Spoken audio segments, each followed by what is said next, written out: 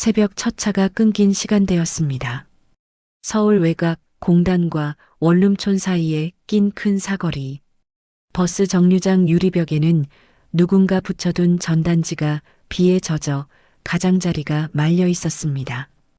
길 건너 편의점은 24시간 불을 켜두고 있었고 그 불빛이 젖은 아스팔트 위에서 길게 늘어졌습니다. 차가 거의 없는 도로를 가끔 택시 한 대가 지나가면 무릉덩이가 얇게 흔들렸습니다. 김도윤은 정류장 기둥에 기대 서 있었습니다. 검은 패딩 지퍼를 끝까지 올렸는데도 목덜미로 찬기가 들어왔습니다. 손은 장갑 안에서 땀이 났다가 금세 식었습니다. 오늘도 대리운전을 끝내고 집으로 돌아가는 길이었습니다. 아침이 되면 다시 상하차 일로 나가야 했지요. 눈을 감으면 몸이 바로 꺼질 것 같은데 이상하게 잠이 오지 않는 날이었습니다. 속이 비어 있는데도 무엇을 먹고 싶다는 생각이 잘 안 들었습니다. 정류장 바닥에 작은 빛이 하나 떨어져 있었습니다. 처음엔 담배 불씨인 줄 알았습니다. 가까이 가보니 액정이 깨진 스마트폰이었습니다. 화면이 켜져 있었고 검은 배경 위로 알림이 줄지어 올라와 있었습니다. 도윤은 잠깐 서서 그걸 내려다봤습니다. 길에서 이런 걸 몇 번 봤습니다. 보통은 발로 밀려나거나 누군가 주워들고 바로 주머니에 넣거나 아니면 그냥 젖어버리거나. 도윤은 손을 뻗었다가 멈췄습니다. 괜히 건드렸다가 귀찮아지는 일이 많았기 때문입니다.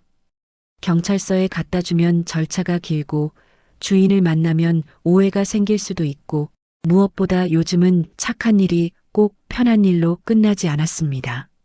그런데 그 순간 화면 위로 통화가 걸려왔습니다. 진동이 정류장 바닥에서 짧게 울렸고 액정의 금간 틈 사이로 하얀 글자가 번쩍였습니다. 우리 딸 유치원. 도윤은 눈을 한번 깜빡였습니다. 이름이 이상하게도 생생했습니다. 유치원이라는 단어가 낯설지 않게 가슴에 닿았습니다. 잠깐 머릿속에 노란 모자 쓴 아이들이 떠올랐고 그 장면은 도윤의 삶과는 어울리지 않는 색이었습니다. 전화는 계속 울렸습니다. 도윤은 결국 휴대폰을 집어들었습니다.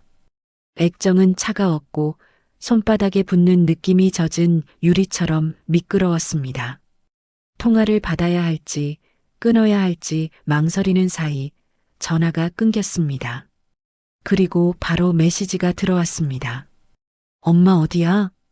유치원 문 닫아. 선생님이 전화했어. 도윤은 화면을 보다가 저도 모르게 고개를 들어 편의점을 한번 봤습니다. 그 불빛이 갑자기 더 멀게 느껴졌습니다. 가끔 남의 사정을 들여다보면 그 순간부터 책임이 생기는 기분이 들었습니다. 도윤은 그런 감각을 싫어했습니다. 그는 원래 이런 사람이 아니었습니다. 조금 더 어릴 때는 길에서 누가 넘어지면 먼저 손을 뻗는 쪽이었습니다. 편의점 알바를 하던 시절에는 잔돈이 부족한 학생에게 그냥 가요라고 말해본 적도 있었습니다. 그런데 몇 번의 시간이 지나면서 도윤은 자꾸 그렇게 했다가 생긴 일들을 더 많이 기억하게 됐습니다. 친절은 쉽게 소비되고 고마움은 오래 남지 않았습니다. 그 뒤에는 늘 피곤함만 남았습니다. 도윤이 바뀐 건 사람 때문이라기보다 생활 때문이었습니다. 아버지가 쓰러진 날 이후로 집안은 조용히 기울었습니다. 병원비와 약값, 사는 집 월세가 동시에 목을 조였습니다. 도윤은 회사를 그만뒀고 잠깐만 버티자라는 말로 몇 해를 버텼습니다. 새벽에는 대리운전, 낮에는 상하차. 하루를 2번 쓰면 언젠가 숨통이 트일 거라고 믿었는데 그렇게 쓴 하루들이 쌓일수록 몸만 먼저 달았습니다. 그렇다고 누구에게 기대는 성격도 아니었습니다. 도윤은 부탁을 잘 못했습니다. 말이 목에서 걸리면 그냥 삼켜버렸습니다. 누군가 괜찮냐고 물으면 괜찮습니다가 먼저 나왔고 진짜 괜찮은지 확인할 시간도 없이 다음 일을 잡았습니다. 버티는 게 버릇이 되면 버티는 것 말고는 할 줄 아는 게 없어지지요. 그런 도윤에게 지금 손안의 휴대폰은 애매한 무게였습니다. 가벼운데 무겁고 남의 물건인데도 이상하게 놓기 어려웠습니다. 또 진동이 울렸습니다. 이번에는 다른 이름이었습니다. 어린이집 담임. 도윤은 숨을 한번 고르고 통화를 눌렀습니다. 목소리가 나오기 전까지 혀가 입천장에 붙은 느낌이었습니다. 여보세요. 잠깐 정적이 흐르더니 급한 목소리가 쏟아졌습니다. 어머니 맞으세요? 지금 아이가 계속 기다리고 있어서요. 연락이 안 돼서 혹시 무슨 일이 있으신가요? 도윤은 한 박자 늦게 대답했습니다. 저 어머니는 아니고요. 휴대폰을 주었습니다. 상대가 숨을 삼키는 소리가 들렸습니다. 목소리가 조금 낮아졌습니다. 아, 그럼 아이 어머님은 지금 연락이... 도윤은 말끝을 흐렸습니다. 그는 알 수 없었습니다. 이 휴대폰이 왜 여기 떨어져 있는지, 주인은 지금 어디에 있는지. 다만 방금 전 메시지들이 자꾸 눈앞에 남아 있었습니다. 유치원 문 닫아라는 짧은 문장. 그 문장에 들어있는 초조함은 길에서 흔히 보는 감정이 아니었습니다. 어디 계세요? 담임이 물었습니다. 제가 아이를 조금 더 데리고 있어야 할 것 같아서요. 도윤은 정류장 주변을 바라봤습니다. 사거리에 붙은 도로명 표지판, 공장 간판, 편의점 로고, 모든 게 어둡고 젖어 있었습니다. 저 여기 사거리 정류장입니다. 알겠습니다. 경찰서에 넘기시는 게... 잠깐만요. 도윤이 그 말을 끊었습니다. 말을 내뱉고 나서야 왜 끊었는지 자신도 정확히 몰랐습니다. 다만 그냥 절차로 넘어가면 이 휴대폰이 가진 급함이 사라질 것 같았습니다. 누구에게는 오늘이 딱 오늘이어야 하는 날이 있을 수 있지요. 도윤은 휴대폰 화면을 다시 봤습니다. 잠금 화면 배경사진이 보였습니다. 네모난 테이블 앞에서 엄마로 보이는 사람이 아이의 볼에 뽀뽀를 하고 있었습니다. 아이는 눈을 찡그리며 웃고 있었고 그 웃음이 너무 밝아서 오히려 마음이 시끄러워졌습니다. 도윤은 유리벽에 비친 자기 얼굴을 보았습니다. 밤새 달린 사람의 얼굴, 눈밑이 꺼지고 입술이 말라있는 얼굴, 그 얼굴이 누군가에게 괜찮습니다라고 말할 때마다 조금씩 늙어가는 얼굴. 그는 휴대폰을 주머니에 넣지 않았습니다. 손에 든 채로 젖은 바닥을 한 발 내디뎠습니다. 어디로 가야 하는지 정확히 모르면서도 그냥 서 있을 수는 없었습니다. 그리고 그때 휴대폰이 한 번 더 울렸습니다. 이번에는 엄마가 아니라 저장되지 않은 번호였습니다. 화면에는 짧은 문장이 먼저 떠올랐습니다. 지금 어디세요? 제발 전화 받아요. 도윤은 그 문장을 한 번 읽고 다시 한 번 읽었습니다. 비는 계속 내렸고 정류장 위 전광판은 멈춘 시간처럼 깜빡였습니다. 도윤은 통화 버튼 위에 엄지를 얹었습니다. 누르기만 하면 누군가의 삶 안으로 더 들어가게 될 것이었습니다. 누르지 않으면 다시 자기 삶으로 돌아갈 수 있겠지요. 그런데도 엄지는 쉽게 떨어지지 않았습니다. 도윤은 통화 버튼을 눌렀습니다. 엄지가 화면에 닿는 순간 마치 얇은 얼음 위에 발을 올린 느낌이 들었습니다. 돌아서기엔 이미 한 발이 들어간 상태였습니다. 여보세요. 수화기 너머로 숨이 먼저 들렸습니다. 급하게 들이마신 공기가 목에 걸린 듯한 소리였습니다. 상대는 바로 말을 잇지 못했습니다. 잠깐의 정적이 있었고 그 정적 사이로 도윤은 정류장 지붕을 때리는 빗소리를 들었습니다. 받으셨네요. 여자의 목소리였습니다. 젊지도 늙지도 않은 그러나 오래 지친 톤이 섞인 목소리. 죄송해요. 제가 제 폰 맞죠? 화면 깨진 거. 도윤은 손바닥에 쥔 기기에 금간 액정을 내려다봤습니다. 네.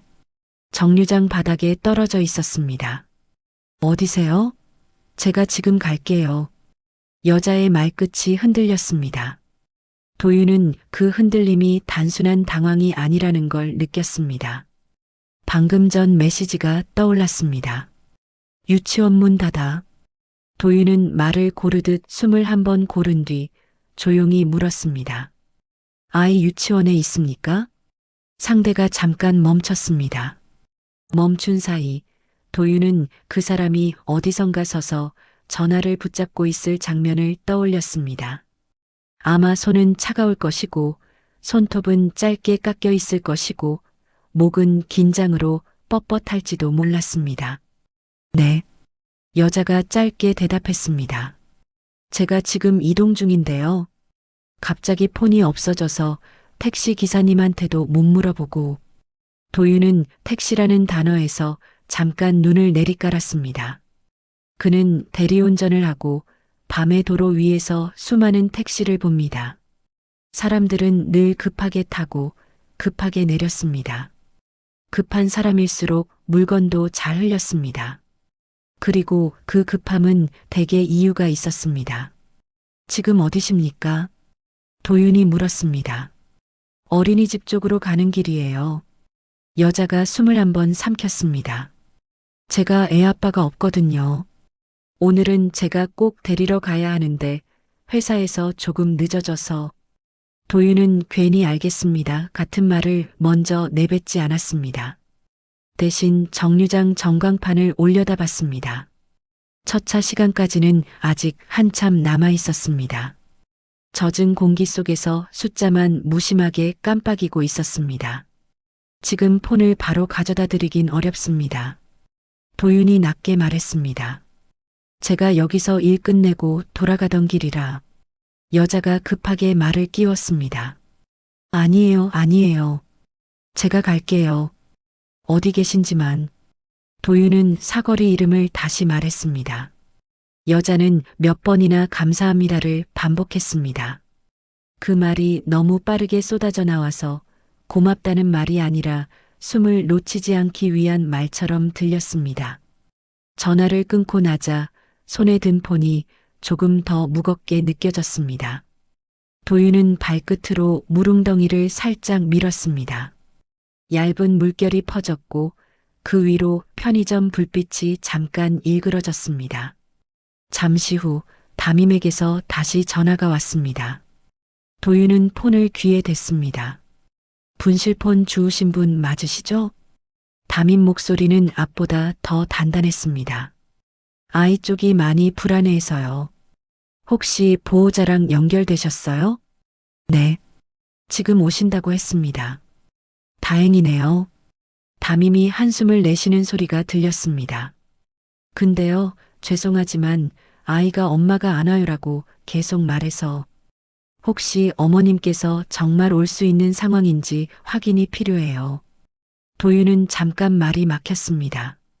그가 확인할 수 있는 게 무엇인지 알 수 없었습니다. 상대의 삶에 그는 아무 권한도 없었습니다.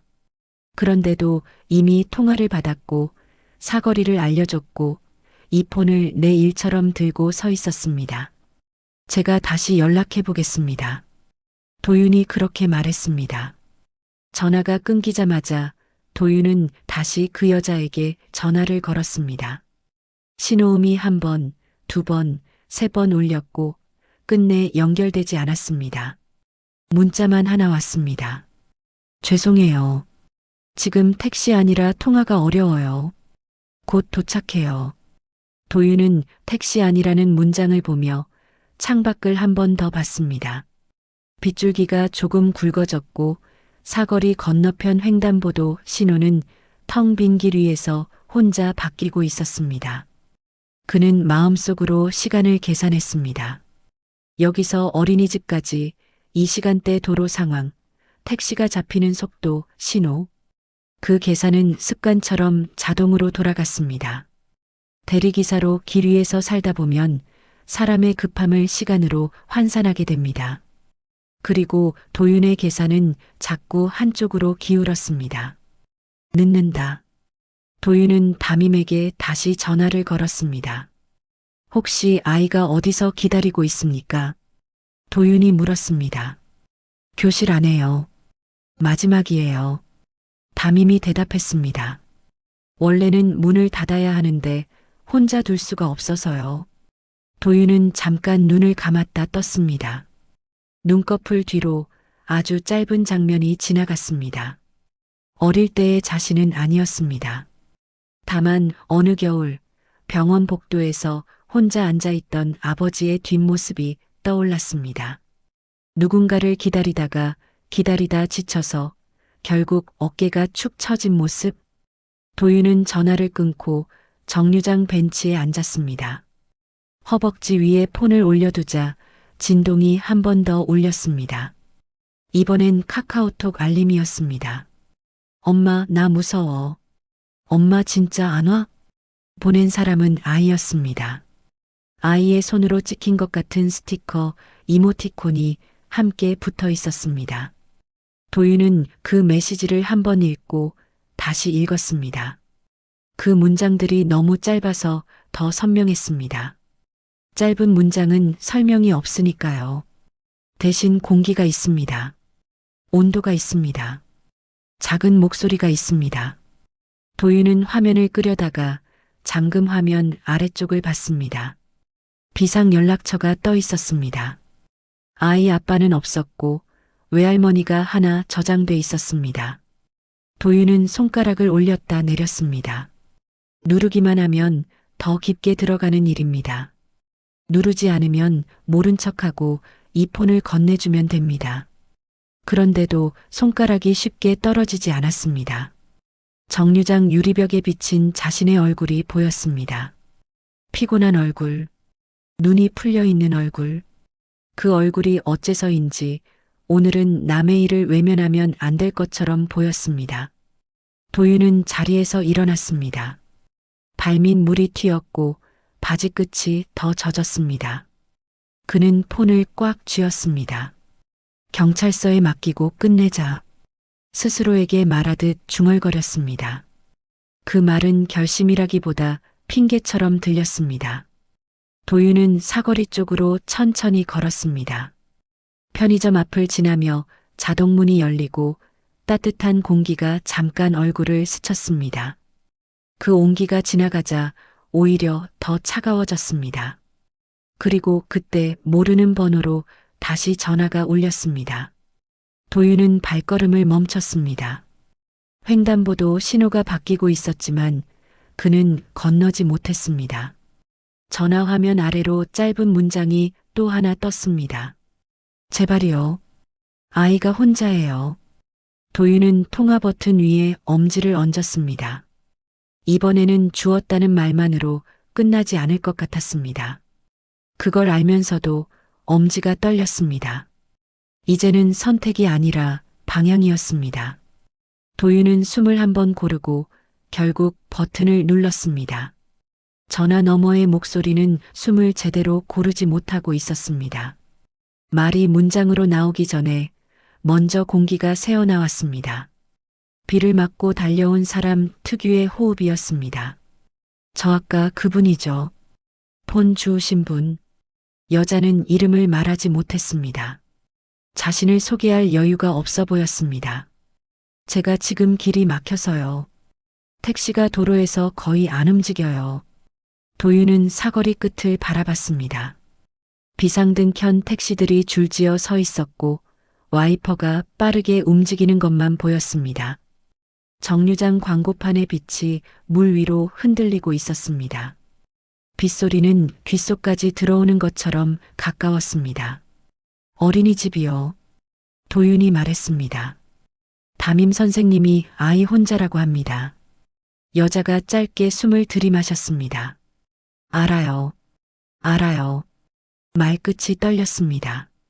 제가 회사에서 나오는데 팀장이 갑자기 잡았어요. 보고서 한 장만 더 그 한 장이. 도윤은 그 한 장이라는 표현이 이상하게 남았습니다. 누군가의 하루는 한 장으로 묶이고 누군가의 하루는 그 한 장 때문에 무너집니다. 도윤은 그런 종류의 불균형을 자주 봤습니다.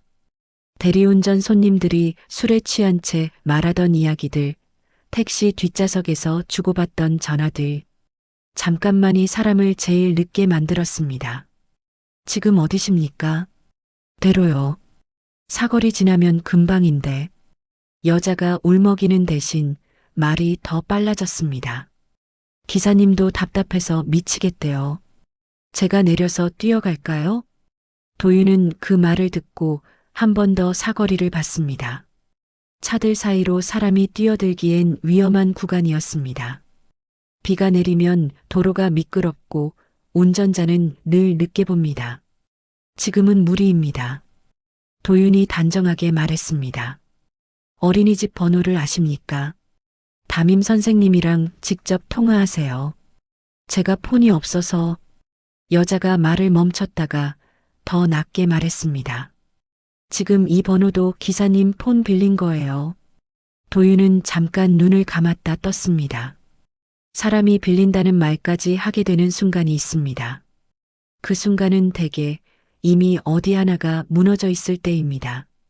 번호를 불러드릴까요? 도윤이 물었습니다. 여자가 숨을 삼키며 내라고 했습니다. 도윤은 담임에게서 받은 번호를 천천히 읽어줬습니다. 여자는 몇 번이고 따라 말하며 적었습니다. 종이가 아닌 어딘가에 아마 손바닥 위에라도 적는 것처럼 들렸습니다. 통화가 끊기자마자 도윤은 담임에게 다시 전화했습니다. 신호음 끝에 담임 목소리가 받았습니다. 아까 분실폰 주우신 분이시죠? 네. 도윤은 빗방울이 목덜미로 흘러내리는 걸 느꼈습니다. 보호자랑 연결됐습니다. 지금 택시 아니라 조금 걸릴 것 같습니다. 담임은 짧게 침묵했습니다. 그 침묵 사이로 아이 목소리가 멀리서 섞여 들렸습니다. 울지는 않는데 목이 잠겨 있는 소리였습니다. 제가 조금 더 데리고 있겠습니다. 담임이 말했습니다. 근데요, 아이가 계속 문 쪽으로 가요. 엄마 올 거야 하면서요. 도윤은 문 쪽이라는 말을 듣고 정류장 유리문을 다시 봤습니다. 어디서든 문은 비슷합니다. 누군가 들어오길 기다리는 곳. 들어오지 않으면 더 춥게 느껴지는 곳. 가능하면 보호자분이랑 통화 연결해 주실 수 있나요? 담임이 물었습니다. 아이에게 직접 말해주면 조금 진정될 수도 있어요.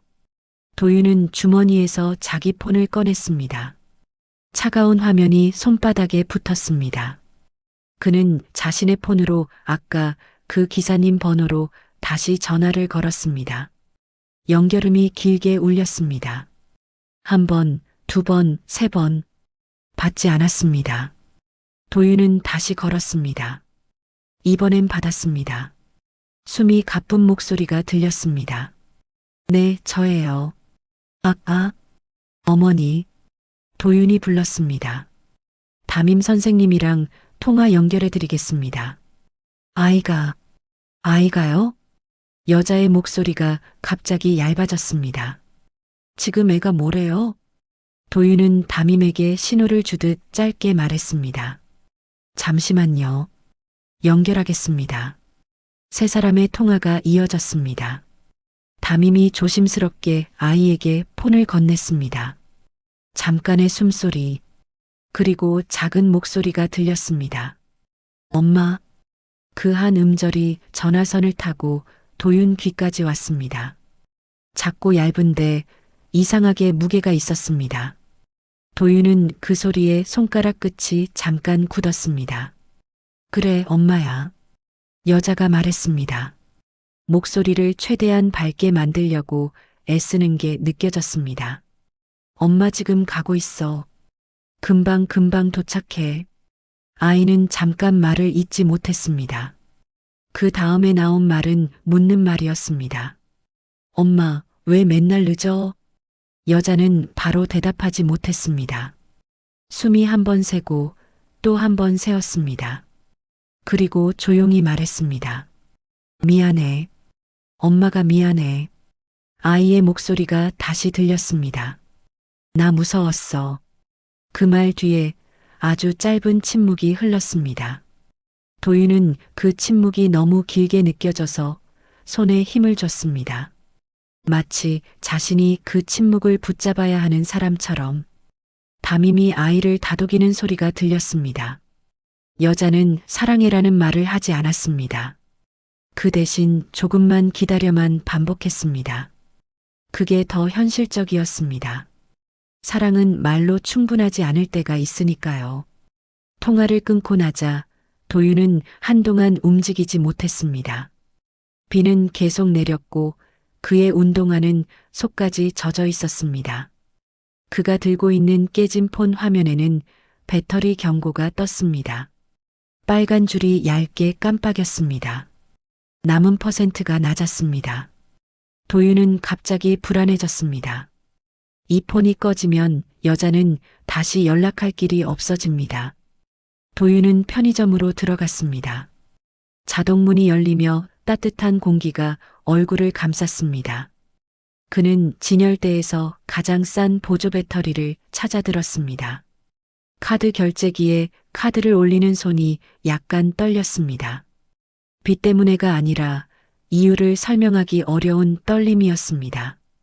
밖으로 나오자 사거리 쪽에서 경적이 길게 울렸습니다. 택시줄이 한 칸 움직였고 다시 멈췄습니다. 도윤은 보조 배터리를 연결해 폰을 살렸습니다. 그 짧은 작업이 이상하게 버티게 하는 일처럼 느껴졌습니다. 그때 메시지가 하나 더 왔습니다. 이번엔 아이가 아니라 담임이었습니다. 어머님, 아직 도착 못하셨습니다. 아이가 다시 문 앞에 서 있어요. 도윤은 화면을 오래 봤습니다. 문 앞에 서 있는 아이. 그 아이는 계속 문을 봅니다. 문은 계속 열리지 않습니다. 도윤은 사거리에서 가장 가까운 지하철역 방향을 떠올렸습니다. 이 시간대 택시보다 빠른 길이 있을지도 모릅니다. 그는 자신의 폰 지도 앱을 켰습니다. 신호등이 많은 길, 공단을 돌아가는 길, 비를 맞고 걸어야 하는 길이 함께 뜨기 시작했습니다. 도윤은 입술을 한번 눌렀습니다. 내가 왜라는 말이 목까지 올라왔다가 다시 내려갔습니다. 그 대신 도윤은 기사님 번호로 다시 전화를 걸었습니다. 이번엔 받았습니다. 여자의 숨이 더 거칠어져 있었습니다. 저 지금 거의 안 움직여요. 도윤은 짧게 말했습니다. 지하철역까지 내려서 걸을 수 있습니까? 제가 위치를 알려드리겠습니다. 여자는 잠깐 말이 없었습니다. 그리고 아주 작게 대답했습니다. 제가요? 도윤은 그 질문이 가능하냐가 아니라 그럴 자격이 있냐처럼 들려서 말을 부드럽게 바꿨습니다. 아이 기다립니다. 여자는 알겠습니다라고 했습니다. 그 한마디가 결정처럼 들렸습니다. 도윤은 전화를 끊고 젖은 도로를 바라봤습니다. 아직 아무것도 해결되지 않았습니다. 택시는 막혀 있고 아이는 문 앞에 서 있고 여자는 길 위에 있고 도윤의 집은 반대 방향에 있습니다. 도윤은 보조 배터리가 연결된 폰을 꽉 쥐었습니다. 그리고 방향을 바꿨습니다. 집 쪽이 아니라 어린이집이 있는 쪽으로. 그가 왜 그쪽으로 가는지 스스로도 끝까지 설명할 수는 없었습니다. 다만 지금은 누군가의 금방 갈게요가 진짜가 되도록 그 사이에 서 있어야 할 것 같았습니다. 그렇게 도윤은 빗속을 걸었습니다. 이 위기를 어떻게 넘길지 아직은 아무것도 보이지 않은 채로요. 도윤은 비를 정면으로 맞으며 걸었습니다. 우산은 없었습니다. 어깨가 젖고 셔츠가 피부에 달라붙었습니다. 발바닥은 이미 물을 먹어서 한 걸음마다 축축한 소리가 났습니다. 그런데도 멈추지 않았습니다. 멈추면 생각이 더 커질 것 같았습니다. 휴대폰은 한 손에 쥐고 있었습니다. 보조 배터리 선이 바람에 흔들리며 손등을 때렸습니다. 화면에는 담임의 마지막 메시지가 그대로 떠 있었습니다. 아이가 문 앞에 서 있어요. 도윤은 그 문을 상상했습니다. 어린이집 문은 보통 유리입니다. 손자국이 남고 바깥의 불빛이 안으로 들어옵니다. 아이는 그 앞에서 서서 열린 것 같은 곳을 계속 봅니다. 기다림은 늘 같은 자리를 바라보게 만듭니다. 그는 다시 전화했습니다. 택시 기사 번호. 연결음이 한 번 울리고 여자가 받았습니다. 저 지금 내렸어요. 여자는 숨을 크게 들이마셨습니다. 역까지 뛰어갈게요. 도윤은 잠깐 멈춰서서 젖은 길가의 표지판을 확인했습니다. 지금 위치가 어디십니까? 표지판이나 가게 이름 보이면 말해주세요. 여자는 주변을 둘러보는 듯 잠깐 바람소리가 섞였습니다. 세차장 파란 간판이요. 옆에 편의점 있고. 도윤은 머릿속으로 지도를 그렸습니다. 파란 간판 세차장 같은 정보는 내비에 찍히지 않지만 길 위 사람에게는 충분히 좌표가 됩니다. 도윤은 그런 좌표를 많이 쥐고 사는 사람이었습니다. 알겠습니다. 그가 짧게 말했습니다. 역까지 직진하면 횡단보도 하나 나올 겁니다. 거기서 왼쪽으로 꺾지 마세요. 공단 쪽으로 빠지면 더 멀어집니다. 여자가 네라고 대답했는데 그 네는 동의가 아니라 붙잡는 소리처럼 들렸습니다. 도윤은 담임에게도 전화했습니다. 제가 지금 근처로 가고 있습니다. 도윤이 말했습니다. 혹시 아이가 많이 불안해하면 문 쪽에서 잠깐 떨어지게 할 수 있을까요? 밖을 계속 보면 더 힘들 것 같습니다. 담임은 잠깐 아이 쪽을 보는 듯 목소리가 낮아졌습니다. 지금은 그림책 보여주고 있어요. 담임이 말했습니다. 근데 자꾸 엄마가 올 거야 하면서 문을 봐요. 이해는 해요. 이 시간까지 남아본 적이 거의 없어서요. 도윤은 거의라는 단어를 들었습니다. 늘 그런 식입니다. 처음은 거의로 시작되고 어느 순간부터 항상이 됩니다. 혹시 아이 성함이 뭐죠? 도윤이 물었습니다. 담임이 대답했습니다. 서준이요. 박서준. 이름을 들으니 갑자기 사람이 선명해졌습니다. 아이라는 단어로 묶여있던 존재가 작은 얼굴과 손과 목소리를 가진 아이로 바뀌었습니다. 도윤은 발걸음을 조금 더 빨리 옮겼습니다. 비는 조금 잦아들었지만 바람이 더 차가워졌습니다. 그때 여자의 전화가 다시 들어왔습니다. 저 지하철역 입구 보이는데요. 숨이 찢어진 듯 했습니다. 근데 개찰구 통과가 안 돼요. 지갑을 회사에 두고 나왔나 봐요. 도윤은 그 말을 듣고 한번 입술을 눌렀습니다. 사람이 급하면 중요한 걸 하나씩 놓칩니다. 그게 실수라기보다 삶이 이미 빡빡할 때 생기는 빈틈처럼. 카드나 현금도 없습니까? 네. 여자가 작게 대답했습니다. 아이 유치원비도 이번 달은 밀렸어요. 죄송해요. 이런 얘기. 여자는 끝까지 힘들다는 말을 하지 않았습니다. 대신 죄송해요만 반복했습니다. 사과는 때로 누군가가 자기 삶을 정리하지 못할 때 나오는 가장 쉬운 문장이었습니다. 도윤은 잠깐 멈췄다가 자신도 모르게 말했습니다. 제가 역 입구로 가겠습니다. 지금 거기서 움직이지 마세요. 여자가 놀란 듯 숨이 멈췄습니다. 아니, 그럴 필요까지는. 움직이지 마세요. 도윤의 목소리가 조금 단호해졌습니다. 사람 많고 미끄럽습니다. 전화를 끊고 도윤은 방향을 틀었습니다. 역 입구는 생각보다 가까웠습니다. 젖은 계단을 뛰어내려가는데 손잡이가 차가웠습니다. 역 앞에는 사람들의 어깨가 서로 부딪히며 지나갔고 젖은 우산들이 물을 털었습니다. 그리고 그 사이에서 한 여자가 서 있었습니다. 머리카락이 이마에 붙어 있었고 코끝이 빨갰습니다. 손에 쥔 것은 남의 폰이 아니라 아무것도 없는 손이었습니다. 손가락은 자꾸 주머니 쪽으로 들어갔다가 나왔다가 했습니다. 어디 둘 곳이 없어서였습니다. 도윤이 다가가자 여자가 그를 보았습니다. 눈이 마주쳤는데 여자는 먼저 고개를 숙였습니다. 정말 죄송해요. 여자가 말했습니다. 제가 정신이 없어서. 도윤은 그 말을 바로 끊지 않았습니다. 사람이 사과를 할 때는 사과가 필요한 게 아니라 숨을 쉴 틈이 필요한 경우가 많습니다. 도윤은 주운 폰을 조심스럽게 내밀었습니다. 이거요. 배터리 꺼질까봐 보조 배터리 연결해 놨습니다. 여자의 손이 폰을 받는 순간 손끝이 떨렸습니다. 받는 손이 너무 가벼워 보여서 도윤은 잠깐 그 손을 놓치지 않으려는 기분이 들었습니다. 지갑은요? 도윤이 물었습니다. 여자가 멍하니 고개를 저었습니다. 회사에 두고 나온 것 같아요. 도윤은 개찰구 쪽을 바라봤습니다. 출입하는 사람들은 빠르게 지나갔습니다. 누구도 멈추지 않았습니다.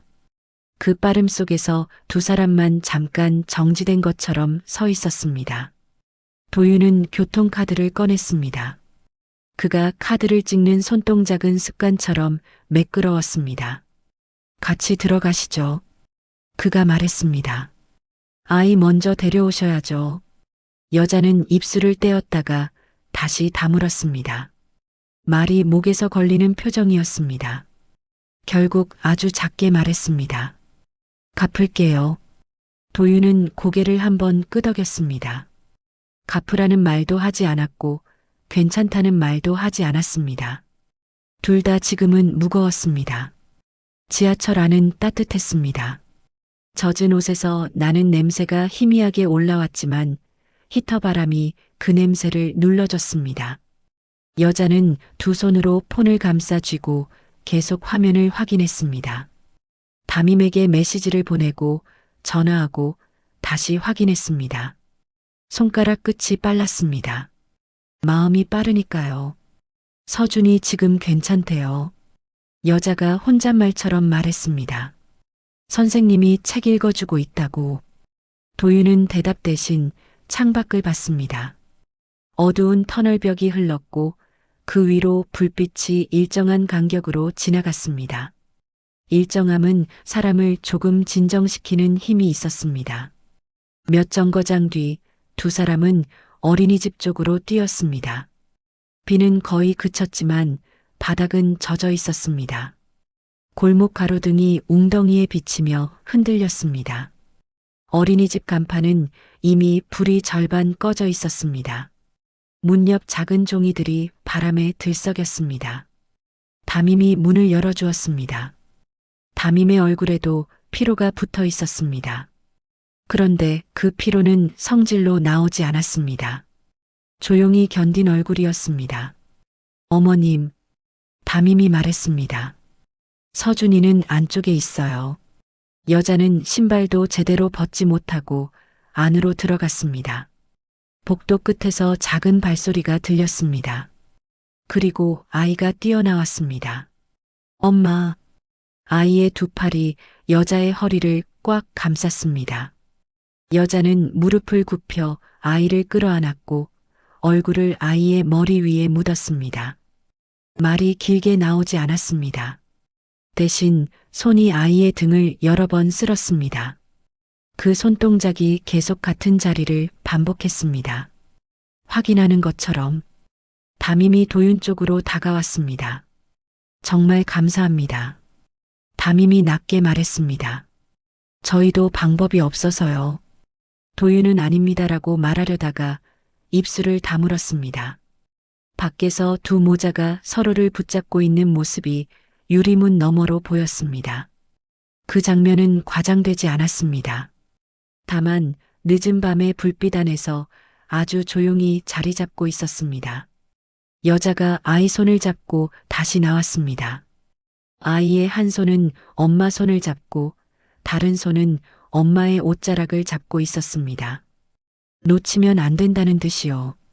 여자는 도윤 앞에서 잠깐 멈췄습니다. 고개를 숙이려다가 다시 들었습니다. 고개를 숙이면 말이 더 안 나올 것 같아서였습니다. 여자가 한참을 고른 뒤 말했습니다. 감사합니다. 진짜로요. 제가 오늘은 말이 끝나지 않았습니다. 대신 아이가 도윤을 올려다봤습니다. 아저씨가 엄마 도와줬어요? 아이의 목소리는 아직 잠겨 있었습니다. 도윤은 아이와 시선을 맞추며 고개를 한번 끄덕였습니다. 조금, 도윤이 짧게 말했습니다. 아이는 잠깐 도윤의 손에 들린 보조 배터리를 봤습니다. 그리고 주머니에서 작은 사탕 하나를 꺼냈습니다. 아마 어린이집에서 나눠준 간식이었을 겁니다. 아이는 그걸 도윤에게 내밀었습니다. 이거 드세요. 도윤은 순간 손을 뻗지 못했습니다. 받는다는 일이 오늘은 이상하게 컸습니다. 그는 잠깐 웃지 않은 얼굴로 고개를 끄덕인 뒤 조심스럽게 사탕을 받았습니다. 고맙습니다. 여자는 그 모습을 보며 숨을 한번 길게 내쉬었습니다. 그 숨이 마치 오늘 하루를 겨우 끝냈다는 신호 같았습니다. 밖으로 나오자 공기가 차가웠습니다. 하지만 비 냄새는 조금 옅어졌고 어딘가에서 늦은 시간 떡볶이집 불빛이 남아 있었습니다. 아이는 여전히 엄마 손을 꽉 잡고 걸었습니다. 도윤은 뒤에서 두 사람을 따라 몇 걸음 걸었습니다. 여자는 몇 번이고 뒤를 돌아봤습니다. 말은 하지 않았습니다. 말 대신 눈으로 확인했습니다. 이 사람이 진짜였나 하는 확인이었습니다. 갈림길에서 도윤이 멈췄습니다. 여기까지입니다. 도윤이 말했습니다. 여자는 입술을 떼었다가 이번엔 조금 더 분명하게 말했습니다. 제가 내일이라도 찾아뵐게요. 카드값이랑 보조 배터리 값이랑. 도윤은 고개를 저었습니다. 아이 먼저 재우세요. 그가 말했습니다. 내일은 내일 생각하시고요. 여자는 그 말을 듣고 아주 작게 고개를 끄덕였습니다. 아이 손을 더 꽉 잡았습니다. 아이는 도윤에게 한 번 손을 흔들었습니다. 작고 느린 손짓이었습니다. 도윤은 사탕을 주머니에 넣고 뒤돌아섰습니다. 가로등 빛이 젖은 도로 위에 길게 늘어져 있었습니다. 그 길은 여전히 차갑고 현실적이고 쉽게 좋아지지 않을 겁니다. 그런데도 오늘 문 하나는 열렸습니다. 유리문이 아니라 마음 쪽 문이요. 도윤은 걸음을 옮기며 생각했습니다. 누군가를 돕는 일은 누군가를 구하는 일이 아니라는 걸. 대부분은 그저 다음 한 걸음만 내딛게 해주는 일이라는 걸. 그가 속으로 아주 조용히 다짐했습니다. 내일 연락이 오면 받자. 피하지 말자. 그 한마디로 도윤의 밤은 조금 다른 방향으로 흘러가기 시작했습니다. 다음 날 아침 비는 그쳤습니다. 하늘은 맑지 않았지만 젖은 도로 위에 햇빛이 조금씩 스며들었습니다. 물기 머금은 아스팔트에서 올라오는 냄새가 어제의 밤을 얇게 덮고 있었습니다. 도윤은 그 냄새를 맡으며 편의점 앞에 잠깐 섰습니다. 커피를 하나 샀고 따뜻한 컵을 손바닥으로 감쌌습니다. 손끝이 아직 차가웠습니다. 휴대폰은 조용했습니다. 어제 내일 연락이 오면 받자고 마음속으로 말해놓고도 막상 화면이 안 울리니 괜히 불안했습니다. 기다림은 항상 역설적이었습니다. 오면 부담이고 안 오면 마음이 남습니다. 점심이 조금 지나서야 전화가 왔습니다. 모르는 번호였습니다. 도윤은 한 번 숨을 들이마시고 받았습니다. 어제 도와주신 분이시죠? 여자의 목소리였습니다. 어제보다 덜 가빴지만 여전히 조심스러웠습니다. 저 박지연이라고 합니다. 이름이 나오는 순간 도윤은 비로소 어젯밤이 사건이 아니라 사람이 되었다는 걸 느꼈습니다. 박지연, 한 아이의 엄마, 숨을 자주 삼키는 사람. 네. 도윤이 짧게 대답했습니다. 여자는 작은 종이를 접는 듯한 소리를 냈습니다. 아마 메모를 펼치고 있을 겁니다. 저 보조 배터리 값이랑 교통비 그리고 혹시 불편하셨을 텐데 말이 길어지려는 순간 도윤이 먼저 끊었습니다. 서준이는 괜찮습니까? 여자는 잠깐 멈췄다가 대답했습니다. 네. 그리고 아주 작게 덧붙였습니다. 어제 집에 가서 손을 계속 잡고 자더라고요. 제가 놓을까봐. 도윤은 잠깐 창밖을 봤습니다. 신호등이 바뀌고 사람들이 횡단보도를 건넜습니다. 어제의 그 문 앞처럼 오늘도 세상은 그냥 흘렀습니다. 오늘은 어린이집 안 늦었습니다. 여자가 말했습니다. 회사에 얘기했어요. 더는 이대로는 안 된다고. 도윤은 그 말을 듣고 마음 한쪽이 조용히 움직이는 걸 느꼈습니다. 대단한 선언도 아니고 세상을 바꾸는 결심도 아니었습니다. 다만 하루를 버티던 사람이 이대로는 안 된다를 입 밖으로 내는 순간, 그 순간이 가장 어렵습니다. 잘하셨습니다. 도윤이 말했습니다. 여자는 감사합니다라고 말하려다가 멈춘 듯 했습니다. 대신 다른 말을 꺼냈습니다. 근데요. 네. 어제 제가 너무 엉망이었죠. 도윤은 아닙니다라고 쉽게 말하지 않았습니다. 그 말은 위로가 될 수도 있지만 때로는 상대의 하루를 가볍게 만들어버리기도 합니다. 도윤은 대신 조용히 말했습니다. 엉망일 수 있습니다.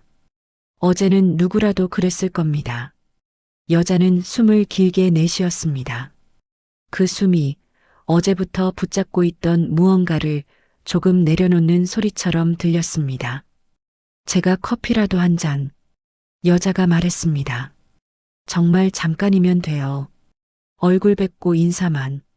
도윤은 잠시 망설였습니다. 사람을 만난다는 건 그 사람의 사정이 내 일상 안으로 들어오는 일입니다. 그가 늘 피해오던 종류의 일이었습니다. 하지만 어제 이미 한 번 그 경계선은 젖어 있었습니다.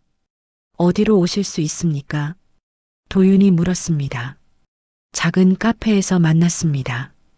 동네 주민센터 옆 창문이 낮은 곳이었습니다.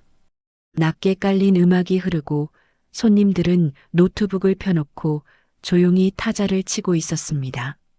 지연은 서준을 데리고 왔습니다.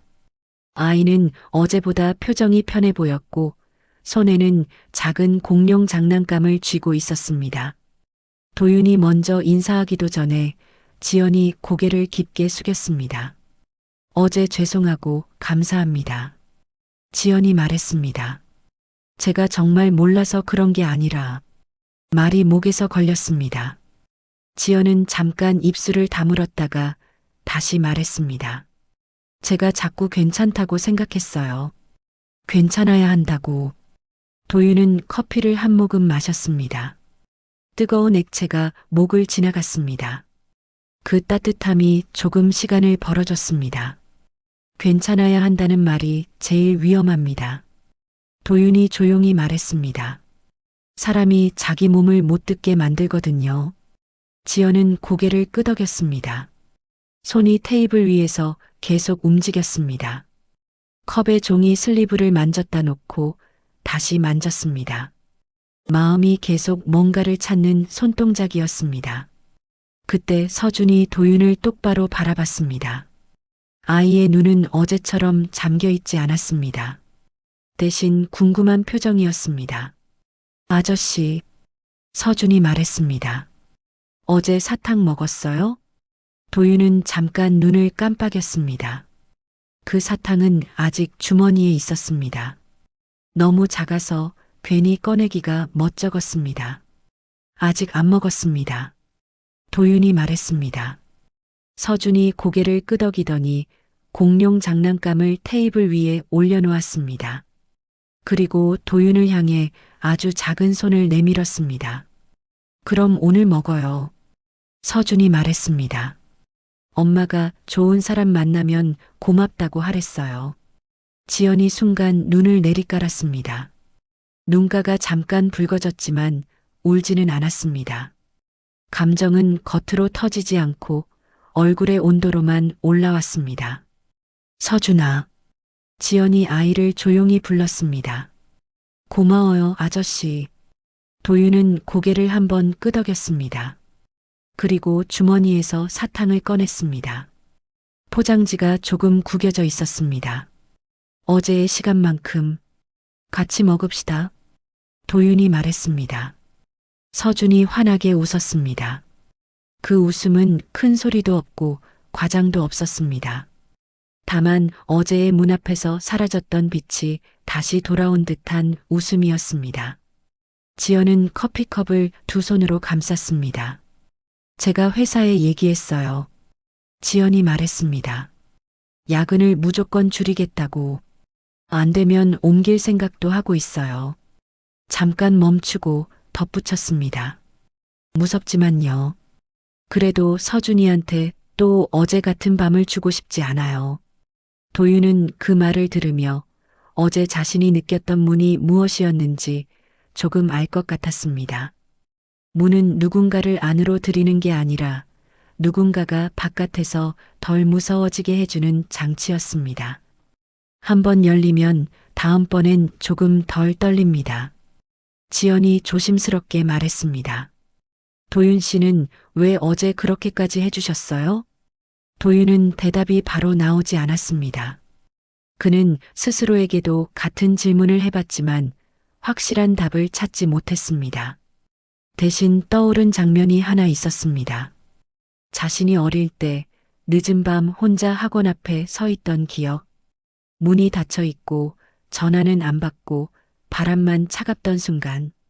그때 누군가가 지나가며 집이 어디냐고 물어줬던 기억. 이름도 모르는 사람. 단지 멈춰서 준 사람. 도윤은 커피잔을 내려놓고 말했습니다. 그냥 멈춰 서게 되었습니다. 그리고 덧붙였습니다. 누군가 한 번은 그래줬거든요. 지연은 그 말을 더 묻지 않았습니다. 묻지 않는 배려가 있었습니다. 사람은 때로 상대의 과거를 파헤치지 않아도 서로를 이해할 수 있습니다. 카페 밖으로 나오니 바람이 차가웠습니다. 하지만 햇빛이 있었습니다. 물기 위로 빛이 얇게 깔려 있었습니다. 서준은 엄마 손을 잡고 걸으면서도 한 번씩 도윤을 돌아봤습니다. 도윤은 그 시선을 피하지 않았습니다. 갈림길에서 지연이 멈췄습니다. 도윤 씨, 지연이 말했습니다. 정말 고맙습니다. 도윤은 고개를 한번 끄덕였습니다. 서준이 잘 데려가세요. 짧은 말이었지만 그 말 안에는 어제의 밤과 오늘의 낮이 함께 들어 있었습니다. 지연은 마지막으로 한마디를 더 했습니다. 혹시 나중에라도. 지연이 말했습니다. 힘든 일 있으면 연락 주세요. 어제는 제가 받기만 했는데 저도 언젠가는 줄 수 있는 사람이 되고 싶어요. 도윤은 그 말을 들으며 아주 작게 웃었습니다. 웃음은 표시가 아니라 고개를 들게 만드는 힘이었습니다. 알겠습니다. 도윤이 말했습니다. 지연과 서준이 골목 끝으로 사라졌습니다. 도윤은 잠깐 그 자리에 서 있었습니다. 사탕의 단맛이 혀끝에 아주 조금 남아 있었습니다. 어제의 비처럼 진하게 남진 않았지만 분명히 남아 있었습니다. 세상은 여전히 빡빡하고 늦은 밤은 또 오고 택시는 또 막힐 겁니다. 하지만 누군가가 문 앞에서 기다릴 때 누군가가 잠깐 멈춰 서줄 수도 있습니다. 큰 영웅이 아니라 길 위에서 잠깐 방향을 바꾸는 사람으로요. 도윤은 집으로 걸어가며 생각했습니다. 어제의 일은 끝난 게 아니었습니다. 다만 시작이었습니다. 그 한마디로 도윤의 일상도 조금씩 바뀌기 시작했습니다.